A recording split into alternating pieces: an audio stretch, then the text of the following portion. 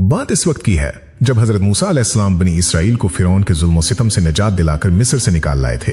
ये वो कौम थी जिसने अल्लाह की निशानियां खुली आंखों से देखी थीं। उन्होंने देखा था कि कैसे असा मारने से नील का पानी 2 हिस्सों में तकसीम हो गया, कैसे फिरौन अपने लश्कर समेत गर्क हुआ और कैसे अल्लाह ने उन्हें मनो सलवीज जैसी नेमतों से नवाजा। लेकिन इंसानी फितरत भी अजीब है कि जब पेट भर जाए और अमन मिल जाए तो ये फिर से नाशुक्री और बुज़दिली की तरफ माइल हो जाता है। बनी इसराइल अब सहराए सीना में थे और अल्लाह का हुक्म आया कि ए मूसा, अपनी कौम को लेकर इस मुकद्दस सरजमीन यानी बैतुल मुकद्दस में दाखिल हो जाओ जो अल्लाह ने तुम्हारे लिए लिख दी है। ये एक बहुत बड़ा इम्तिहान था क्योंकि इस वक्त बैतुल मुकद्दस पर एक ऐसी कौम काबिज थी जिसे अमालिका या कौम जब्बारीन कहा जाता था। ये लोग आम इंसान नहीं थे बल्कि रिवायात में आता है कि उनके कद निहायत लंबे, जिसमें फौलाद की तरह सख्त और चेहरे ऐसे खौफनाक थे कि देखने वाला वहीं दम तोड़ दे। उनकी ताकत का यह आलम था कि वो पहाड़ों से बड़ी बड़ी चट्टानें उखाड़ कर फेंक दिया करते थे।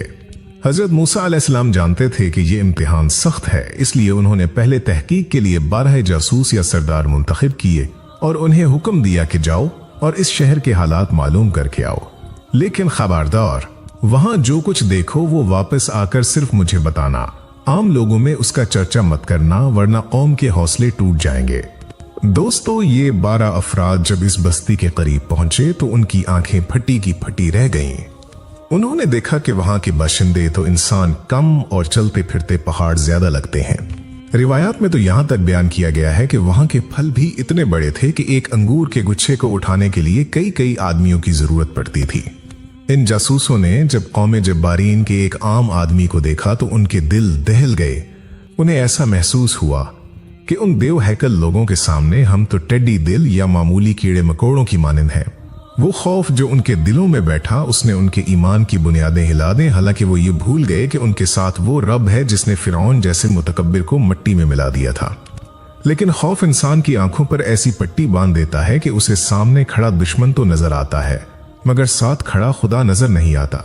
जब ये जासूस वापस आए तो उनके चेहरों पर हवाइयां उड़ी हुई थीं। हजरत मूसा अलैहिस्सलाम की नसीहत के बावजूद उनमें से 10 अफराद अपने जज्बात पर काबू न रख सके और उन्होंने पूरी कौम में ये बात फैला दी कि वहां तो ऐसे लोग हैं जिनसे लड़ना मौत के मुंह में जाने के मुतरादिफ है। वो कहने लगे कि हमने अपनी आंखों से देखा है कि वो कितने ताकतवर हैं, वो हमें पैरों तले मसल देंगे। बस फिर क्या था, पूरी बनी इसराइल में कहराम मच गया। वो कौम जो अभी अभी आजादी का सांस ले रही थी, जिसने अभी अल्लाह की कुदरत के करिश्मे देखे थे, वो एकदम से बुज़दिली की अथाह गहराइयों में गिर गई। लोग चीखने चलाने लगे, अपने कपड़े फाड़ने लगे और हजरत मूसा अलैहिस्सलाम के पास आकर फरियाद करने लगे कि ए मूसा, क्या हम मिस्र में गुलामी में खुश नहीं थे? तुम हमें यहाँ इस सहरा में मरने के लिए ले आए हो। अगर हम वहां जाते हैं तो वो जब्बारीन हमें मार डालेंगे और हमारी औरतों और बच्चों को कैदी बना लेंगे। उससे बेहतर तो ये था कि हम मिस्र में ही मर जाते।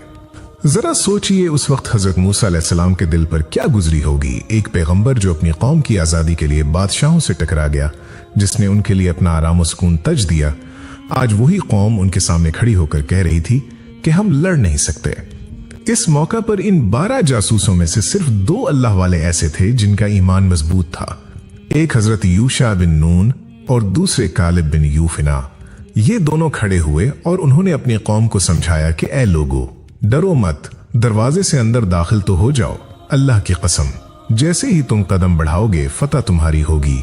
वो लोग जिस्मानी तौर पर बड़े जरूर हैं मगर उनके दिल कमजोर हैं क्योंकि उनके पास अल्लाह की मदद नहीं है और तुम्हारे पास अल्लाह है। तुम सिर्फ हिम्मत करो, बाकी काम अल्लाह का है। लेकिन खौफ जब दिल में घर कर ले तो नसीहत असर नहीं करती। कौम ने उनकी एक न सुनी बल्कि उन्हें मारने के लिए दौड़ पड़े। उसके बाद बनी इसराइल ने वो तारीखी जुमला कहा जिसने उनकी बदबख्ती पर मोहर लगा दी और जिसका जिक्र कुरान पाक में भी मौजूद है। उन्होंने हजरत मूसा अलैहिस्सलाम से साफ कह दिया कि ए मूसा, जब तक वो जब्बारीन वहां मौजूद हैं हम हरगिज उस शहर में दाखिल नहीं होंगे। तुम जाओ और तुम्हारा रब जाए और उनसे लड़ो, हम तो यहीं बैठे हैं। ये अल्फाज नहीं थे बल्कि ये अल्लाह की रहमत को धुतकारना था। ये इस पैगंबर की तौहीन थी जिसकी दुआओं से उन पर बादल साया करते थे और आसमान से खाना उतरता था। ये जुमला सुनकर हजरत मूसा अलैहिस्सलाम का दिल टूट गया। वो अल्लाह की बारगाह में सजदे में गिर गए और अर्ज की कि ए मेरे रब, मैं अपनी जान और अपने भाई हारून के अलावा किसी और पर इख्तियार नहीं रखता। बस तो हमारे और उस नाफरमान कौम के दरमियान फैसला फरमा दे। ये एक पैगंबर की बेबसी और दुख की इंतहा थी कि वो अपने ही लोगों से बेजार होकर अल्लाह से फैसले की दरखास्त कर रहे थे।